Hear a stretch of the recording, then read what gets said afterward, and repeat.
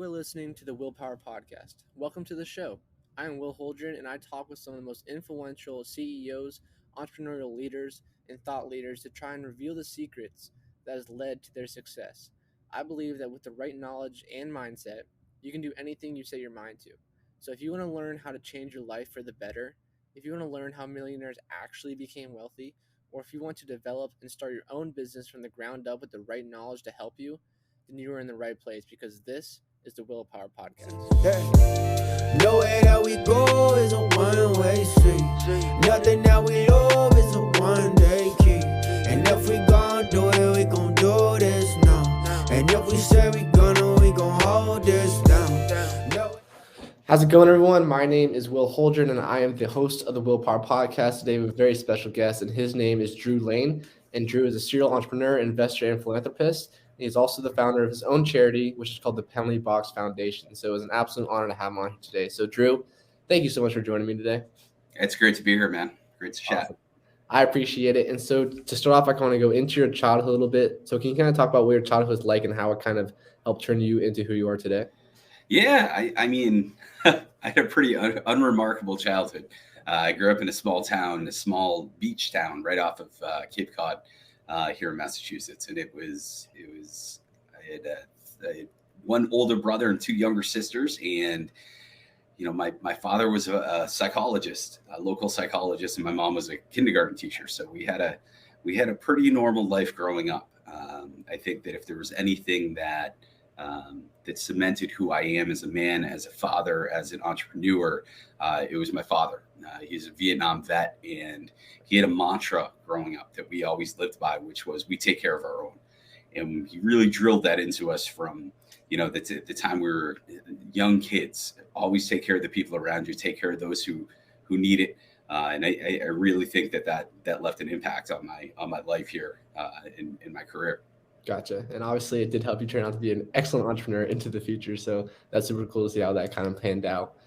So did you end up going to college after high school, or did you go right into entrepreneurship, or what did that look like for you? Yeah, so I went to college. I went to UMass Amherst. I had a fun freshman year, fun freshman year, fun half sophomore year, and then I failed out. It was a little too much partying, lack of focus, and college just wasn't for me at that point. I wasn't ready for it, so I jumped into the working world, went back, tried college again, failed out again, and then realized that, look, you just got to get to work. It's not for you. And we got to work. And my first job out of college was actually working at a sports club in downtown Boston. And it worked well because I was still very active at that point in the crew that the membership that was at that gym was a really high-end business person. And I got to know a lot of great guys there, do some networking, get to know what the other part of life is like, right? What people who have made it, who have their MBAs, who have, all these different things. And I saw that firsthand working at that gym. Gotcha. Yeah, that is super cool. And it's like through my podcast, I interview a lot of like successful business owners, stuff like that. And a lot of them have like failed out of college or dropped out of college. And it's crazy because like, obviously, like to be an entrepreneur, like you don't necessarily have to go to college. You can kind of find your own path and do what you really love. And just like in your story, kind of how you flunked out, but it's still you worked out in the long run, So I think that's definitely an important thing to keep in touch for kids that are kind of growing up and have that entrepreneurship background.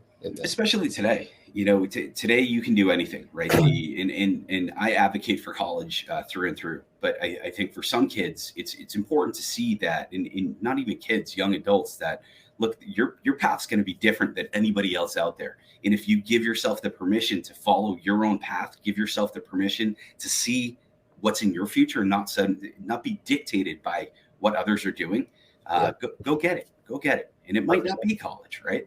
100%. Yeah. And sometimes like you got to go against your parents' wishes. Don't want to go to college. Like only you know what's best for you in the long run. And that's so important to kind of keep in mind because life is short, so you gotta make the most of it. That's it. So you're working at the sports club, you had a lot of high-end like business owners, that kind of thing. So what was your next step after working in that sports club? Did you end up doing your own thing then after that, or? No. So I joined a smaller startup, and it was through a connection that I made at the squash club. He said, look, there's a small startup that we've invested into just down the road. You should go meet with them. And it was just three people in a room. It was the two founders or three founders, so four people in the room, and a administrative assistant at that point. And they were looking to change insurance, right? And it was a very small office. It was a dingy office, a basement office. And I walked in and I'm like, holy crap, what did I just walk into? But talking to the founders and seeing the passion that they have for their business and the vision that they had, and they painted this picture of how we were going to change insurance and change the way things are done, really resonated with me. And I joined as their first salesperson. And after 3 years, I think we got up to 80 salespeople who were all under me on the sales floor. It was typical bullpen sales, selling insurance through online leads. And it was a crazy time because during that, I saw the growth. I experienced the growth. I got to sit through investor meetings. I saw the failures that we had. I felt the failures that we had. And I would take that experience versus an MBA or versus a college degree any day of the week, because I saw what it took to grow a business and deal with staff and hire and fire and all this stuff and fall on my face 100 times and get back up and find my way. So that was my first taste of entrepreneur, the entrepreneur world. And it really kicked off my career. Yeah, that is super impressive. Just like you're saying, like that experience, like nothing can beat that kind of experience. Like you get to sit through those meetings, you hire people, you get to go through sales. And once someone goes to like the sales experience for like a couple of years, like you're pretty much unstoppable at that point. And I'll tell you, man, there's some good stories coming out of there. Like the sales team was a very tight knit group. We were all very young, right? And the group of us really took pride in where we worked, but we would go out every night, right? Like we would go out and blow off our steam from having to make 100 calls. And there were some crazy stories that came out of that, but also, being a leader to those people, being the person who is leading the sales team, having to go through, not just being their friends, but being able to train them and have reviews with them when they're my age or older, was a hell of an experience. And then have to sit in the CEO's office as he's yelling and screaming at me for sales numbers. And what do I do? How do I adjust? So altogether, it was just a hell of an experience. Yeah, it sounds amazing. And so that's super impressive as well, because you started with one salesperson pretty much, you and grew into over 80 people, which is amazing over 3 years. And obviously you guys were doing something right. So what would you say contributed most to your guys' success? Because obviously like you didn't have a sales background, you just kind of jumped into that. So how were you able to become so successful right away with that? The founders of that company were phenomenal. The CEO had a vision of where he wanted to take it and what he wanted to do. That was very clear, and he had the connections and in the personality to go raise money when we needed money. And then the operations founder was one of the best leaders that I've worked with. He taught me everything, and really molded that organization into a growth, into the opportunity to grow like we did. So it was the founders. What they saw, how they acted, in how they had just their mindset of being an entrepreneur and knowing that nothing was going to stop them. That set the way for the growth that we saw. Yeah, that is amazing. And kind of talking through like what was your mindset like going through the whole area? Because I know you said you did a lot of cold calling as well, and I've done some cold calling. It's like after 10 calls, it's like, wow, I want to jump off a bridge. Yeah. So like, how do you like talk with like your mindset, kind of be able to deal with that kind of rejection, just keep on pushing forward, knowing that there's going to be greener grass on the other side? So we went through iterations of hiring, and we would hire the wrong people a lot. And it was until we understood that we needed to hire for our core values as a company, and also look at them and see if they were right for that role, right? It's our responsibility as we're hiring to make sure that person lines up with our expectations. So we really took that on ourselves to ensure that was happening. But man, when they came in, and you look for killers, right? Like that's kind of the mindset you had. Someone who was determined, someone who may have worked in a restaurant industry, someone who may have worked their way through college. You look for little things in their resume to bring them in to ensure that they're that fit. And then day to day, you try to keep things fun, right? You try to keep things upbeat, high energy, music going, all the different perks were helpful. But the core of it and why kids stayed there was the people around them and the teams that were built, in the camaraderie you had within your team. That, hey, Ed's sales team just sold 100 policies this week. We got to do 150. Let's go out there and do it. And you would just you get into a groove and a mindset that, look, nothing's going to stop us from hitting that goal because we're a team. So it really was getting the right people in the door, growing those people and turning them into a cohesive team to go after the goals. If you got hung up on, no big deal, move to the next. You laugh with the person next to you. Did you just hear that guy? That sort of thing really makes it easy. Yeah, it makes it better, especially when it's in a team environment as well, just what you're talking about. And you set goals and you hit them, it's like amazing feeling, once you do those things. The best. So you were there for about 3 years. Did you stay there, or what was your kind of plan after that? Switching something new? So the next move was I started a lead gen business. So that was my first jump into the entrepreneurial world, was starting on my own, at least, was starting a lead gen business. And it was in the Spanish speaking space. So in the call centers, I was behind the scenes working with the lead gen companies to make sure we had leads coming in. And looking through the numbers, our Spanish speaking reps were outperforming the English speaking reps by almost 25% on the regular.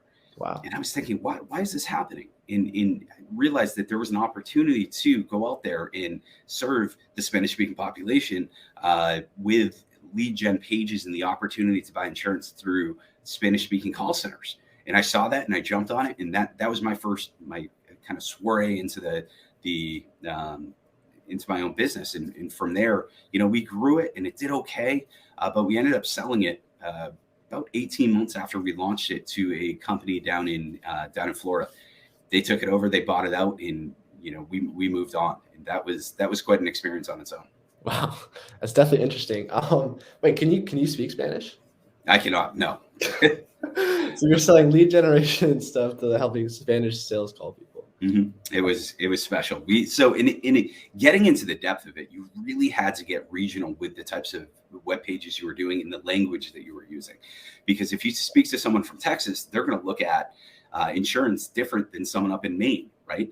And it's the same thing, depending on what Spanish-speaking country you were coming from, whether it's actual Spain, whether it's Venezuela, whether it's Argentina, whether it's Mexico. They all have different dialects and they speak different ways. And if you don't target them in the proper way and have the right copy and content up that is their dialect, then you lose conversion and they stop trusting you.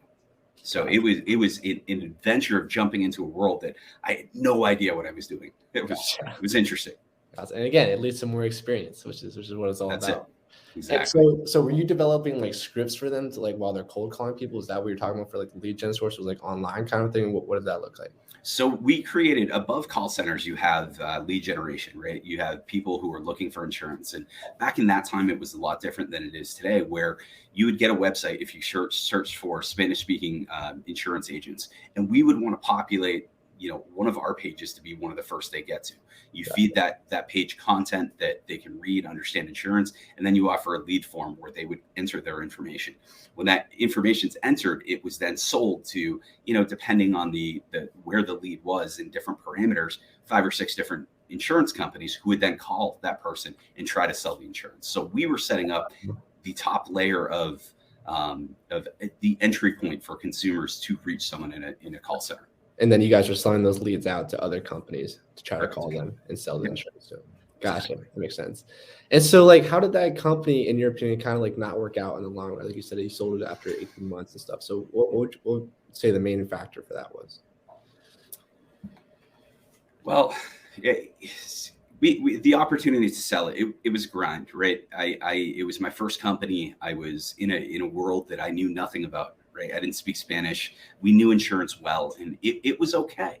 Right. We were doing well. But when the opportunity came to sell, we jumped on it because I realized that I have no passion for lead generation in the insurance space. I have nothing in my heart that speaks to wanting to produce leads for call centers to call 15 times, and no passion towards that. So when the opportunity presented itself, we jumped on it. And you talk about experience and how important it is. That sale ended up going into lawsuit because we had to chase the company that purchased us for our final payments for the acquisition, and that was a 4-year process of lawyers, courts, and documents. And we ended up winning a settlement, which was great. But that whole experience was rather disheartening, as a young entrepreneur. but it taught me a lot. It opened my eyes. It brought me through a process that I never thought I would be in, but I grew. And now I have that basis as an entrepreneur to have gone through it and understand what I need to avoid moving forward to be better. Yeah, 100%. And that's crazy because I know a couple business owners around me and they do the same thing. They sold their company and then like ended up going to court with them. It's like, wow, like you really don't know like who to trust, who not to trust. Like all these companies out there, it's like all in their own self-interest, and it's just crazy. Like all that stuff pans out, you know. And that's why we have lawyers, right? And that's what it comes down to. Had I had the proper lawyers in place to do the right paperwork in the right fashion, instead of just trying to rush a sale, then we would have been fine. And get good attorneys is my advice. Always you'll overspend on attorneys either way. Make sure they're good. Yep. Always finding some lessons in that.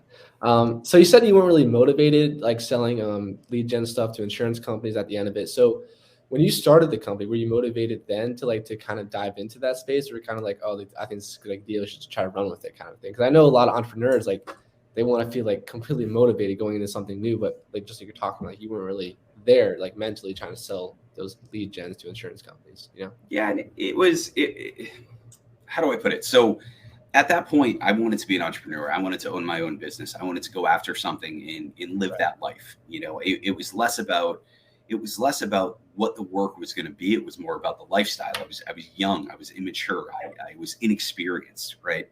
And I just wanted to get out and do it on my own. And I'm absolutely glad I did, because it built that experience to the point where I am today, where I'll never do something that I don't absolutely love anymore. And you'll have hurdles, but had I not learned that back then I wouldn't be where I am today. Looking at it though, if you are an entrepreneur, you want to do your own thing, don't just chase the money. Chase something that you see and you feel. As odd as it is to say, don't turn down money. Don't turn down money making opportunities, but do so as an investor later on in your life. Chase something that you can be passionate about, that makes you want to get up in the morning, because I promise, will find yourself 2-3 years in not happy. And when you're not happy, you won't produce like you would if you were doing something that you knew was in your heart. And it's odd to say now, man, but because I would have chased any opportunity back then, trust me. Just to be an entrepreneur and to have my own business and make good money. But now that I've matured a bit, it's you got to find what drives you. Yeah, that's such good advice. And I always thought that like once you do what you love, like the money will come after. You can't have money first and then like go after that. It's got to be what you love first, and the money's going to come down the road at some point. So, and there's a level of self-actualization that happens during that process too, where if you're doing something that you love, you recognize what else is out there in life. And again, it feels hokey to say because I'm a grinder. Trust me, I work long days and we work our asses off. But it's going back to it. You got to have the heart in place. You have to, and that's. Yep. As a young entrepreneur out there, or any entrepreneur out there, if you don't like what you're doing, stop doing it.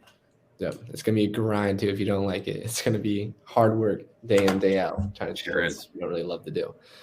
So after you sold that company, what was your next move then after that? After you got So we sold that, and immediately I jumped into another startup with a partnership in the animal health space, as odd as that is to say. But I know it was really, I was in a place where, look, that was gone. We had money coming in from the acquisition at that point.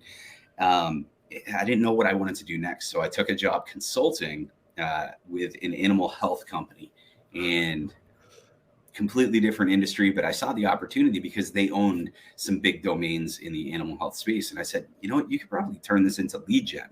So again, I was using my past experience in a new industry to do something different. And we ran with that, and that did really, really well. I partnered with a local veterinarian who was well known in the industry, who funded our operation. He was an older gentleman, very old school, and we built out a pet telehealth platform. And it was one of the first ones out there at the time.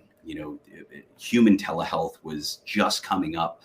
And we saw it as an opportunity to help people who maybe couldn't afford a $400 or $500 vet bill, to get someone on the phone, look at the pet, walk them through it, what they could do, and give them advice, not a diagnosis, on what to do next. So we built out some cool technology behind it. We partnered with some big benefits companies, and we really got rolling on it. And Unfortunately, 3 years in, I got a call from my business partner, who was the majority owner at the time, and his attorney on a Friday morning, and they said, "You're going to shut it down." So what are you talking about? We're going to shut it down. We have, 10, 15 employees who are all sitting in there, who are working for us, who have grind that the blood, sweat, and tears over the last 3 years for us. What do you mean we're shutting it down? And he made his decision based on some pressure he was getting from, his industry on pet telehealth. And I had to walk in and shut it down that Friday afternoon. And it so happened that on my drive home, I realized that, holy crap, I've lost everything again. I have to walk into my house and look at my wife, who happened to be holding my 2-week-old first child at that point, and tell her that it was all gone. And that what we had worked for over that time period was shut down. So, man, it was that moment, looking at her standing there in that living room, that I never felt so broken. I never felt like such a failure, like such a loser. It was tough. That was a tough time, man. That's crazy. And it seems like to me, like in your story, you definitely got a lot of ups and downs. Like you go in and start off after startup, you do it well, and you build it up, you sell it, do something like that. But for this one, obviously, it didn't pan out the way you wanted it to. And obviously, you still find a way to rebound and try to look forward to the future. So I'm kind of curious, like in that moment when you're going home to your wife, your newborn kid, and stuff, like what's your mindset? Like knowing you got to start from zero again. Like how do you stay positive in the situations? Because that is such a hard thing to do, especially in today's world, everything going on. Like it's so easy just to be negative. It's like, man, I can't do this anymore. Like how do you stay positive in this downtime? It took time. I didn't stay positive. I had a very, very dark period of about 6 to 8 months where, they hate to say it, and it's odd to say at this point, but I was suicidal. I made a decision because we had put so much energy, effort, and money into the company that was shut down, to move my family, my wife and my baby son at that point, into my in-laws basement. And they lived the town over, and they're great people and amazing people. But my mindset at that point, was that, look, I don't feel good at this point. I probably should, I feel like a failure. I don't ever want to do this again. And I don't think I can get out of it. So I went through 6 to 8 months of that, and I moved the family back in, thinking that I might take my life. And if I take my life, then at least my family is with her family and they can be taken care of. And it was one morning in the basement of my in-laws house that I woke up. I looked at, my baby boy in the bed with my wife, and I just started shaking, and I started crying, and I realized that this isn't you. You're meant for so much more. Get your ass in motion. And it still brings tears to my eyes thinking about that moment, because it changed everything. And once I saw everything that I'd gone through and everything that I have in front of me, that's the point where it kicked in. And I said, you've got to do the little things. Get back to the little things that make you, right? So I started getting up early again, started working out, started being around my wife and smiling again, becoming myself. And it's through that process of implementing small daily changes, small habits that I had relied on when I was successful, when I was the person that I wanted to be, that got me out of that hole. And it's the mindset that tomorrow's coming. All I have to do tomorrow is make it to breakfast. Just make it to breakfast. Make it to breakfast. And if you do that over and over and over and over again, your mindset will be brought to a place where you can do anything again. And it's, again, little habits and just making it to breakfast that took me out of that hole and put me where I am today. That was such good advice. Just make it to breakfast the next day. I love that. And, just from like what you told me today, it's like, hearing your story, it's like every time you went through a startup, like you did everything right and you made it crazy successful no matter what company you were in. Like even after that first insurance job, you should be like a millionaire, like set up after, like you grew a team to 80 people, like you should be set. And you keep on going. And then like still, like it shows you like as an entrepreneur, like the road can be crazy, and that like you can do everything right and still like have a really low moment. You still got to be able to look forward to the future. And that's what it's just admiring to me to see like everything you went through and then you still wake up, still decide, okay, I just got to start doing the little things. And that's really what it is, because it's the compound effect. You got to start doing little things. You said, wake up early, one day at a time. And then once you get that in, you're going to get better habits, maybe read a little bit, work out every day, something like that. And just like you're saying, like that's going to get you back on the right track, back in the right mindset of how you're going to be successful in the future and how to go forward from there. So that's super cool to see in your story and how it actually panned out, even when you're at the lowest of your low moments. So appreciate it, man. Yeah, it's a journey. for anybody out there, if you're going through the shit, just keep going, right? Is it Winston Churchill who said that? If you're going through hell, just keep going. Yeah. So you're in your in-laws' basement, living down there with your family, and then you start doing little things again. So obviously, what was your rebound company, and what would you do after that? So the rebound was just rebuilding, right? So I stepped back. I realized what I was doing wrong. I was fat. I was out of shape, and it all seeped into a big pile of mess. And at that point, I was doing some consulting with a few different companies, and one of the companies had offered me a full-time position as the chief revenue officer. And I said, okay, we'll take it. It was in education media, and I hated it. I hated everything to do with it, but it paid really well, and it gave me some flexibility where I started to look around at what I had done, what we had in front of us, and everything that I soaked everything in. I sat in the shit, soaked it in, and realized that, hey, from that last company, we still have a pretty cool piece of software that's just sitting. So I got with my old business partner. I said, look, is there an application for this out there that we can rebuild it for? And we started talking to people, and we realized that we did have an opportunity in an industry that we had very good friends in, and they opened a lot of doors. So that was the first step, right? I soaked it in. I realized that the opportunities are still there if you have that mindset to find them. So we took that piece of software and rebuilt it into a different platform for a different industry. And that was the company that started getting the entrepreneurial train going again. And that software company is still around. It's thriving. It's a membership management software in the labor union space. And it's amazing to see what's happened. And that started it off. And from there, on a Thursday, and this is where I am today, but on a Thursday night, actually it was a Tuesday night, I had a few too many beers, and I sat down and I started a subscription box company for hockey players out of the blue, right? I'm an ex-hockey player. I loved the sport, and I stumbled across a website that allowed you to build a subscription box company like that. And I said, you know what, let's try it. And I jumped in, I did it, I launched it. I reached out to a couple of hockey mom blogs and said, hey, what do you think about this awesome hockey box that's, the gift of the year? It took off. And within 2 weeks, we had a couple hundred subscribers. We had no logistics. We had no product. We had no boxes. We had nothing, right? We had no idea what the hell we were doing and no way to do anything. So I ended up going down to a local retail store, buying out a bunch of stuff, going to, Staples, getting a bunch of boxes with some cool tape, taping it up, printing out labels and getting it out the door. But it was that experience, just starting the company out of the blue, because I had the confidence, built the confidence again from the little habits that I had started again, that started a company that's now an 8-figure company.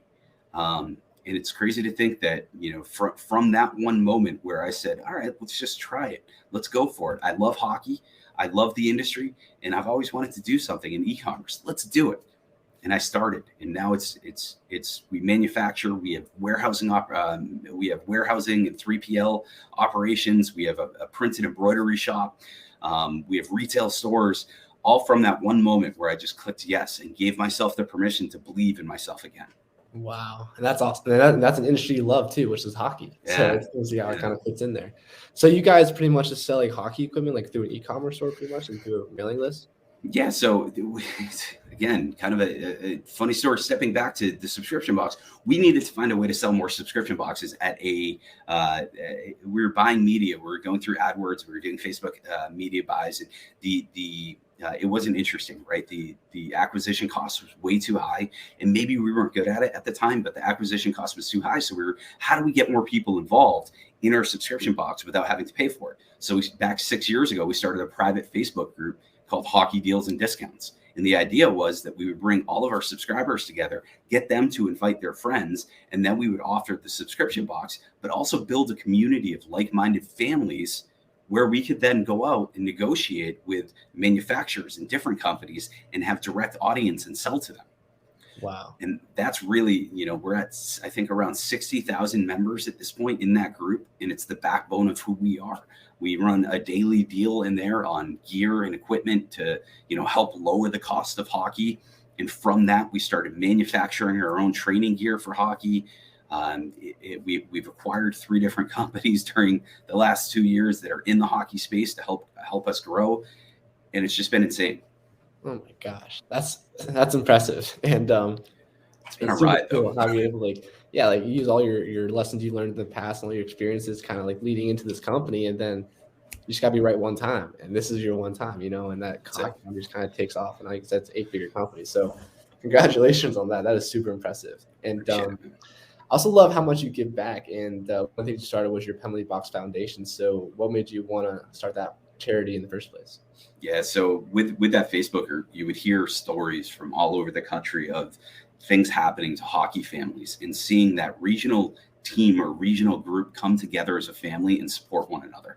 And in my head, I started to think, look, we have people in Alberta, we have people in Miami, we have people in New York, California, Minnesota, Illinois, who are all sectioned off in different parts of the country. What if we brought them together and we started telling the stories in using the foundation or a foundation to connect all of them, so that when something goes wrong in Alberta, the whole hockey family across the United States knows about it and then can support them as well. So it was basically bringing this micro community that you have around teams and around programs just to the country, to North America, and putting people together and connecting people. And you started to see that happen. And at this point, we're able to, if something goes wrong, be the first responders for the hockey community. If something goes wrong, for instance, Brian Page is a player from Philly who broke his neck last year, and it was a horrible thing that happened. And Brian's a remarkable young man, but he came home from rehab and didn't have a van. He was 2 weeks from coming home, and he didn't have an accessible van to get him to school, to get him to his friend's house, to do the things that a teenager would do.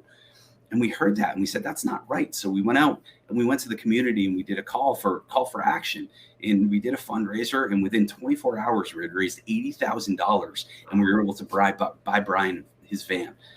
And it's stuff like that, man, that you find within your passion, right? Every day I know that my company is helping to progress the game, to progress the community, to progress hockey as a family, because of the foundation, because of the work that we do to lower the hockey cost. And it all comes back to finding that passion, right? And once everything aligns and once everything clicks, then you're going to be unstoppable. Yeah, 100%. So, man, it's stuff like this that like restores my faith in humanity, like people like you that are using your platform good, just doing amazing things like in the world. And it's like, it's so amazing because like everything you went through, and now you're giving back again and making sure other people get the life that they deserve. And it's just very inspiring, and it's awesome to hear about. So congratulations. That's awesome. Appreciate it, man. So before we head off, I just have one more question for you. So kind of like looking at your future, like, do you have any other big goals that you would try to get accomplished or anything like that? Or what does that look like for you? My big goals are all with my family at this point. It's all, experiences and time with my family. Over the last 6 years, I've lost a lot of time with them, building these companies. And my goals over the next 2-3 years are to, keep building the companies, keep being involved, keep giving, but also to refocus on my home life and ensure that, that my kids are learning all of these lessons that I have in me. The business side, keep growing, keep helping, right? And if there are other opportunities that come along, I'll take advantage of them and be part of them. But I'm shifting my focus a bit from business to being with my family a bit more. That's awesome. That's amazing. And I'm sure you'll definitely do amazing in that. So that'll be cool. So I really appreciate you coming on here today. And before we hop off, is there anything else you would like to say? And if people want to reach out to you, how can they find you and your company? I think it's important, and I say this quite a bit, that we all step back and look at what's going on in the world, look at the good that we can all do for each other. Last night, I got a call that we lost a 15-year-old to suicide, which is, within the hockey community, which is, one of way too many that have happened coming out of this pandemic. And it's important that we all realize that, hey, send a text message to a friend, check in with somebody, even if you think they're strong, go out there and check in on your people, check in on your herd, and make sure that you're taking care of your own. Yeah, that's amazing advice. Yeah. A compliment can go a long way for sure. That's awesome. All right, guys, there you have it. Drew Laine, thank you so much for joining me today. Thanks, Will. No,